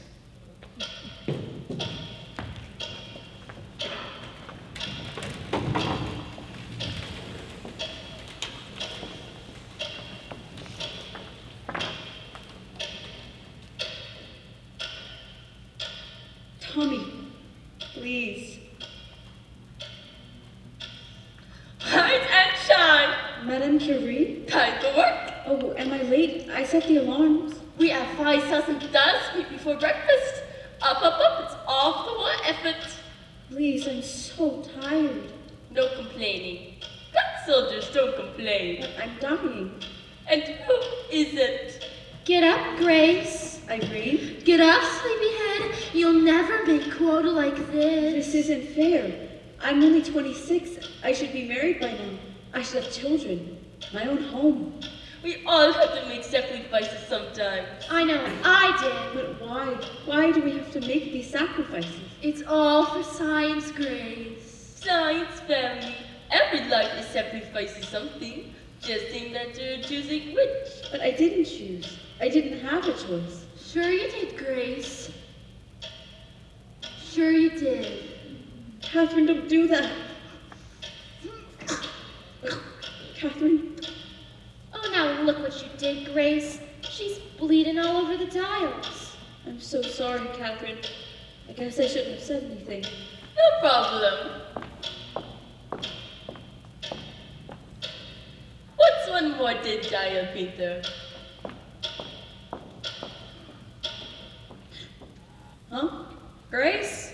Mama? Grace, Mr. Markley will be here any minute. Mr. Markley? He's bringing those papers for you to sign. Did you fall asleep? Has Miss Wiley been by? Miss Wiley? About Catherine. She said she might stop by. Has she stopped by? She might have. Don't you know? There was someone at the door a while ago. I think your brother answered it. Listen, Grace, you gotta get ready. They took Catherine back to the hospital last night. I know, but after we talk to Mr. Markley, we'll go see how she's doing. Now put a comb through that hair. I dreamt she died. Grace, don't speak such things. If she dies, it's over, Ma. We're 3 months behind on the mortgage, Grace. I know that. You can't let this go on. $1,500, Ma. That's not even a year's wages. Well, it's better than nothing, ain't it? Is that all I'm worth? Better than nothing? No, of course not, sweetheart. But at the rate that things are going, you'll never make it into that courtroom. And even if you do, you can't prove nothing.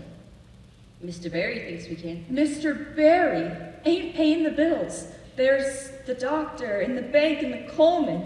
You can't expect everyone to treat us like charity just because you're sick. I'm not asking for charity, Ma. I just want what's owed to me. Grace, I know it feels like you're letting Catherine down, but if she took that money, would you blame her? No, you wouldn't. So, we'll take that check, we'll pay off our bills, and then whatever's left, you and Tom can have. A little something to get you started. There's nothing to start, Mom. Why do you have to be so hard on Tommy? Please don't. Can't you see, Grace? He can't stand the thought of you not being with I us. have to. Why can't he? Do something with your hair, Grace. $250,000. What would you do with $250,000, Miss Fryer? I can't imagine it. No point to it either. Mom, you didn't tell me I had mail. Ah, New Mexico, huh? They just keep writing. She was here. Miss Wiley was here this morning. Ma, she was here this morning. She left me a note. Miss Fryer? Edward Markley. Ma said you brought papers? Yes. The terms are spelled out as we explained in our letter. $1,500 to you. All we need is your signature. It's in triplicate. Now, Grace, Mr. Markley's a very busy man. No, please. Take your time. Look it over carefully. If you would prefer, I could leave it here and come back tomorrow. No. We'll do it now. What's hold harmless? You agree to hold the company harmless from any further action. No more lawsuits, you mean? Correct. Is that just me or anyone in my family? Your entire family. It precludes a wrongful death action also. This is a confidential settlement. Yes. You didn't say nothing about this being confidential. That's standard for most legal settlements. We like to protect our privacy, and your privacy also.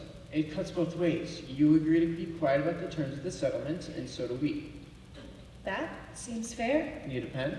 I have another question. Now, Grace, Mr. Markley already explained the terms of the settlement. Mom. I don't mind. What's contributory negligence, Mr. Markley? It's not in these papers. It's in the papers you filed when we first did the lawsuit. The Radium Company said its defense is the statute of limitations, of course, and contributory negligence. I'm not sure what you're asking, Miss Fryer. It means it's our fault, don't it? It's a standard defense, Miss Fryer. I wouldn't take it personally. How else am I meant to take it? Mr. Markley, Grace had an awful headache all day. Maybe if you leave the papers. Maybe he could just answer the question. Why are you doing this? Why didn't you tell me Miss Wiley was here? You'd already made up your mind. She'd only come to change What it. did she say about Catherine? Mr. Markley, I'll take Ma, the what papers. did she say about Catherine? She said it don't look good, Grace. Perhaps I should come back later when Miss Fryer's feeling You didn't better. answer my question, Mr. Markley, and I would really like an answer. Because let me tell you, I quit school at 15 and went to work at the radium plant because my folks needed the money. At your factory, they told us what to do, when to do it, how to do it. My folks didn't raise me to make trouble, so I didn't make trouble. I did as I was told. I never asked questions. How do you get contributory negligence out of that? As I said, it's a standard of defense. There is nothing standard about what happened to me. We deeply regret your situation, Miss Fryer, but there is no evidence to tie your condition to any actions by the U.S. Radium Corporation. Then why are you giving me this money? It's a humanitarian gesture. A humanitarian gesture. Mr. Markley, I'll take the papers. Humanitarian. Month after month, you put us off. Delay after delay, knowing how sick we were, how tired and desperate. Humanitarian. You were waiting for us to die. Grace, stop this, please. Ma. One by one, I watched as my friends got sick and died in the most horrible way. And you think I should be grateful for whatever spare change they throw at Miss me? Fryer, this is a very generous offer under the circumstances.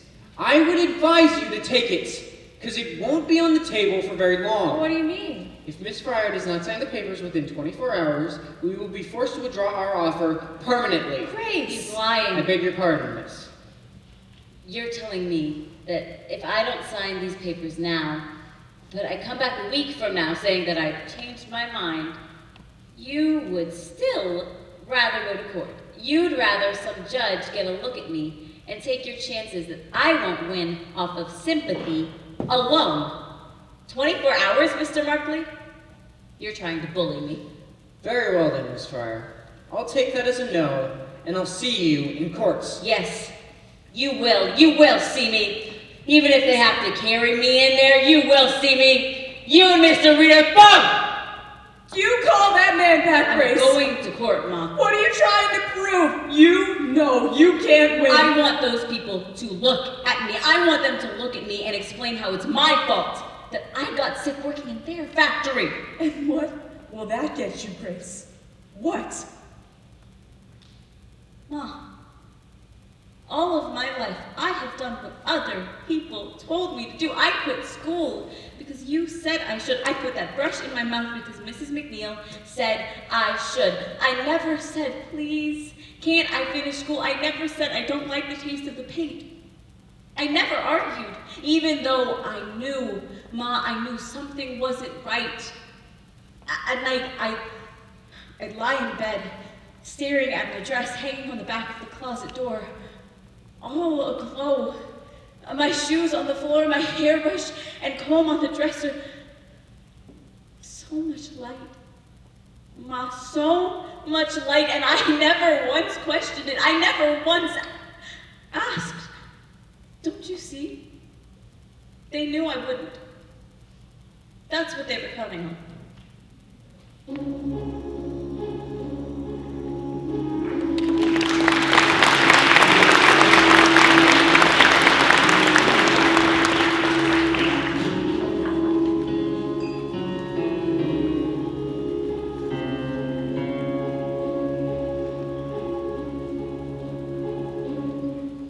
Asha, so it is you making all this noise? I left messages with your housekeeper. I know you got the messages.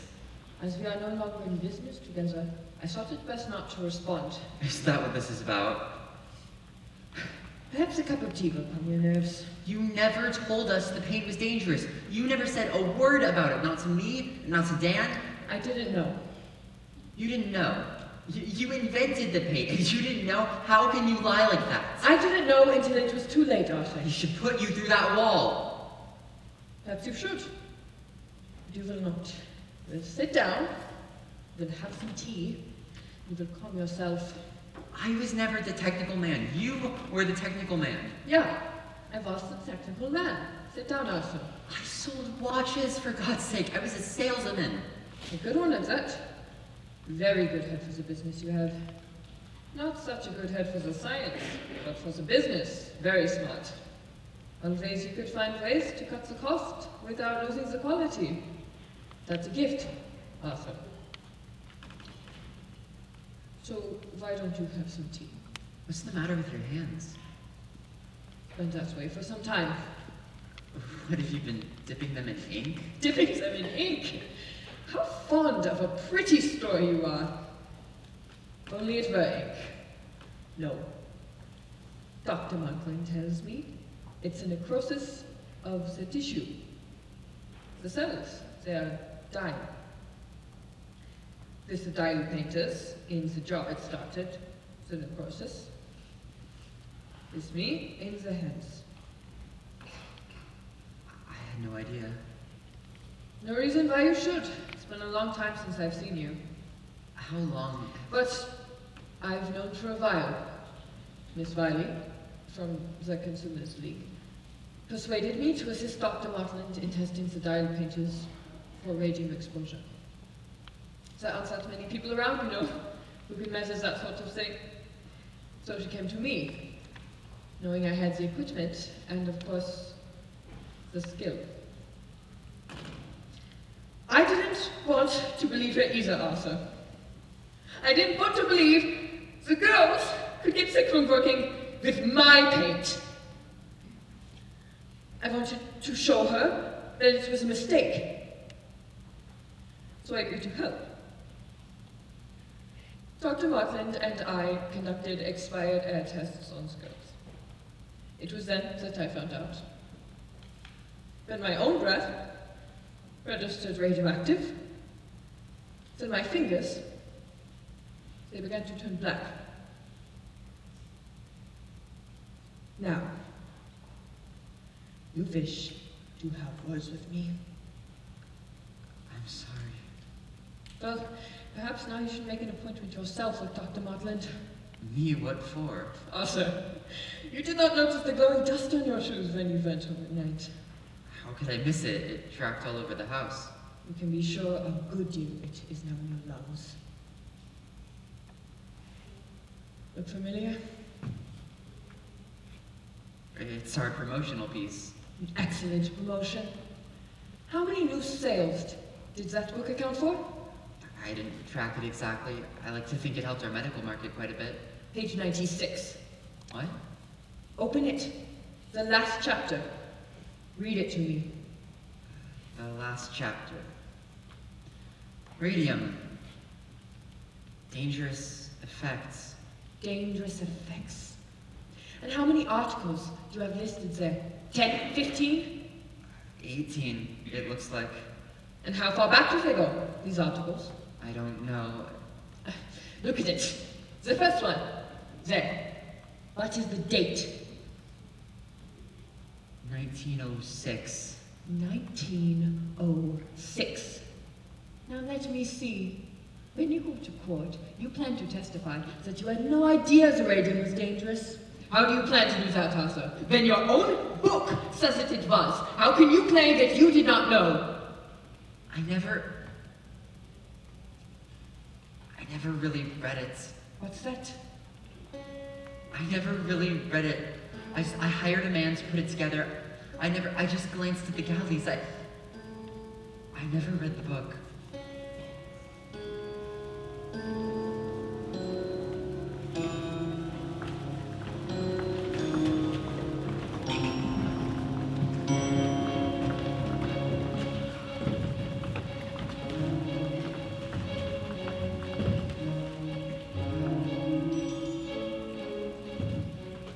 How do you was a standard arrangement. An outside company prepared the piece. They were responsible for its content. Which you never read.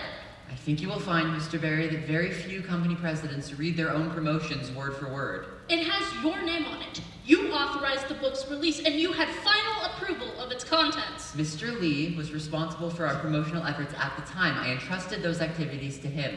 Now, Mr. Reader, you testified that you began working at the U.S. Radium Corporation in 1918? Yes, as plant manager. And you held this position how long? 4 years. 4 years. And in those 4 years, how often did you venture into the painting studio? Every day. Every day. So you must have observed the girls pointing the brushes on their lips. I don't recall. You don't recall. You're saying you went into the studio every single day and never once saw a girl put a brush in her mouth. I said I don't recall it. What do you recall, Mr. Reader? You're an awfully young man to have such a faulty memory. Objection! I withdraw. No further questions. Your witness, Mr. Markley. We have no questions for this witness, Your Honor. All right. Gentlemen, please approach. I am ready to issue my ruling. Your Honor, we have yet to present our defense. I realize that, Mr. Markley, but this proceeding is to determine standing. Now, I've heard enough over the past 2 days to make that determination. The radium in the bones of these girls has been an ongoing source of poison in their systems. Now, nothing your witness can say can change that fact, will it? Our witnesses are prepared to testify the company could not have known about the danger. Mr. Markley, in the interest of justice, I am asking that the defense rest without calling for any witnesses. We can conclude this hearing today and schedule it for a case of trial. All right, Your Honor. Fine. I therefore rule that the statute of limitations has not been exhausted, and the girls are able to... Your Honor, one thing. I have a very busy schedule with 2 other cases pending, and a key witness will not be available until the end of summer. We won't be available until September. Your Honor! I'm sorry, Your Honor, but our chief expert witness is associated with an institution of higher learning. This is the busiest time of year for him. I cannot expect him to appear. Your Honor, Mr. Markley is responsible for that situation. He is the one who has demanded continuous Your Honor, delay. we have just agreed to waive our right to present witnesses at this hearing. Surely you'll not force us to make a defense without the presence of our key witness. All right, Mr. Markley. Trial is set for September. This hearing is adjourned. Edward, why can't Flynn appear?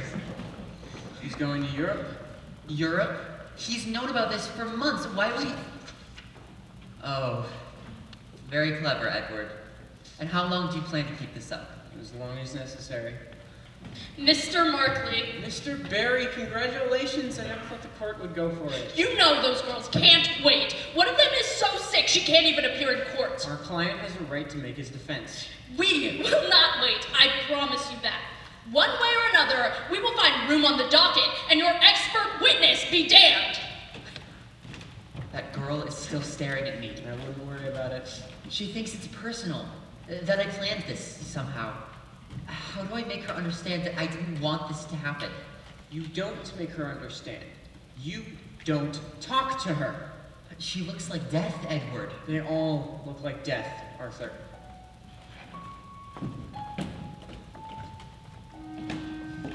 Grace, that man, Miss Wiley, he won't look at me. He won't ever look at me. He just looks right past me like I'm not even here. Doesn't matter, Grace. He heard you.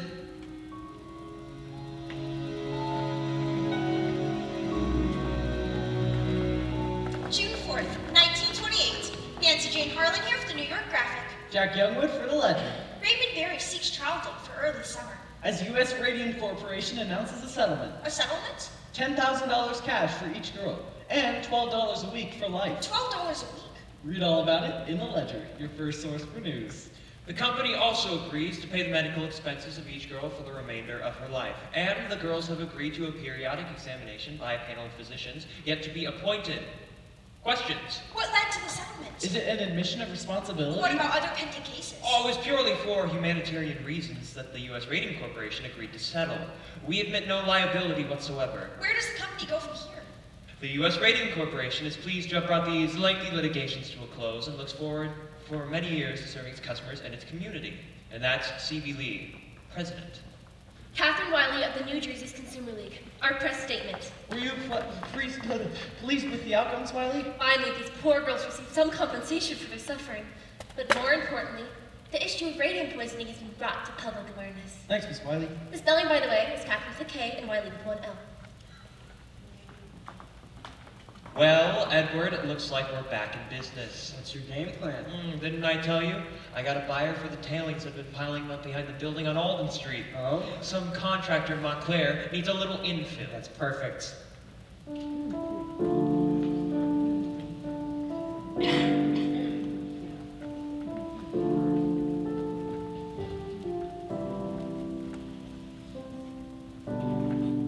Now, Catherine, this won't do.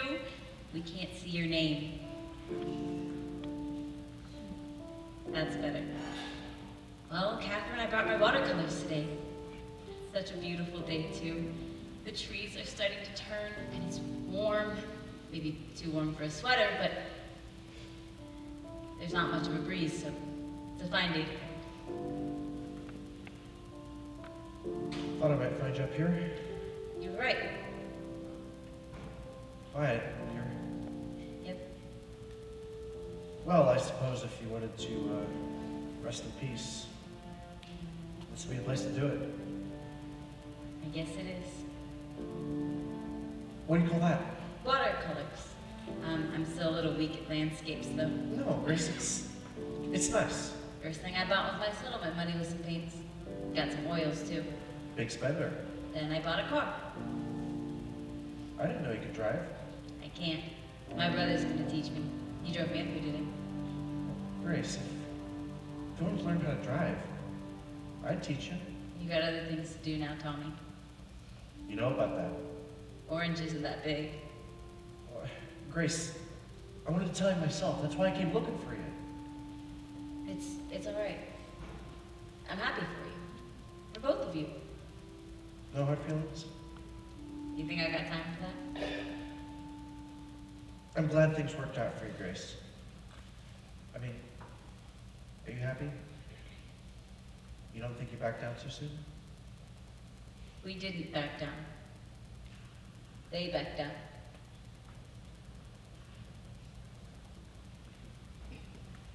Papa?